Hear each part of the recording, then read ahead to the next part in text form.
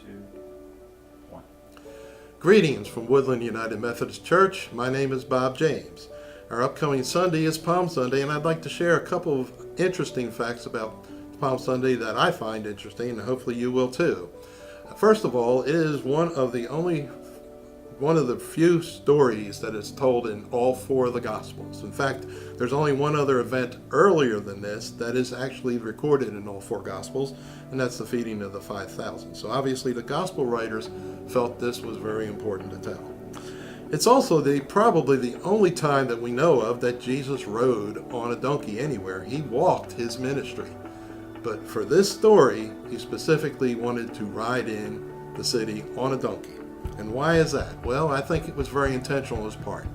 You see, he specified in all four Gospels the disciples to go and get a colt, a young donkey, one that had never been ridden.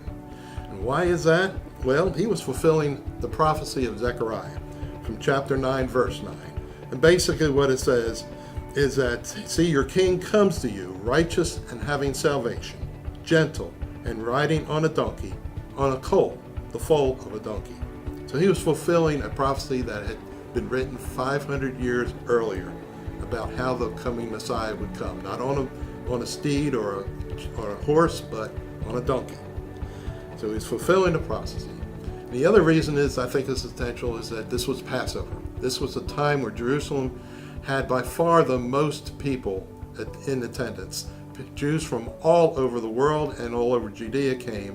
And those crowds were made up of a lot of folks who had already heard his ministry up in Galilee and other parts of Judea.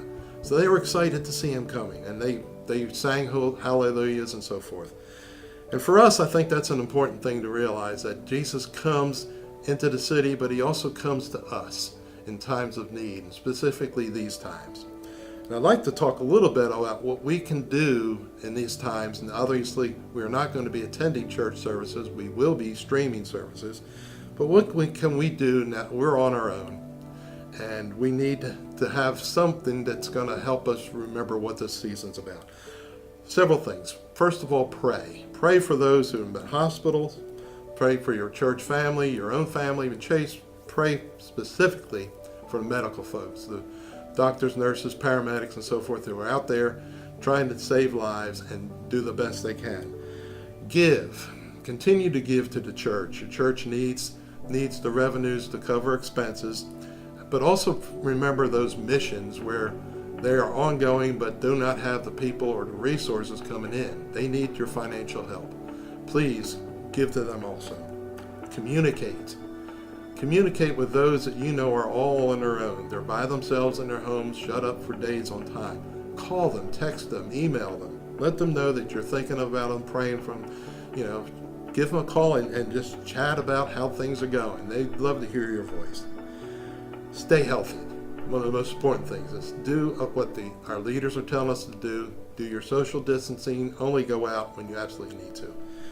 And finally, be optimistic. This too shall pass. I would encourage you to read your Bible, specifically John chapter 12 through the end, which talks about this week coming up and gets great detail of what Jesus shared with us, a message of hope and comfort, something we all need right now. So thank you for your attention. God bless you and take care.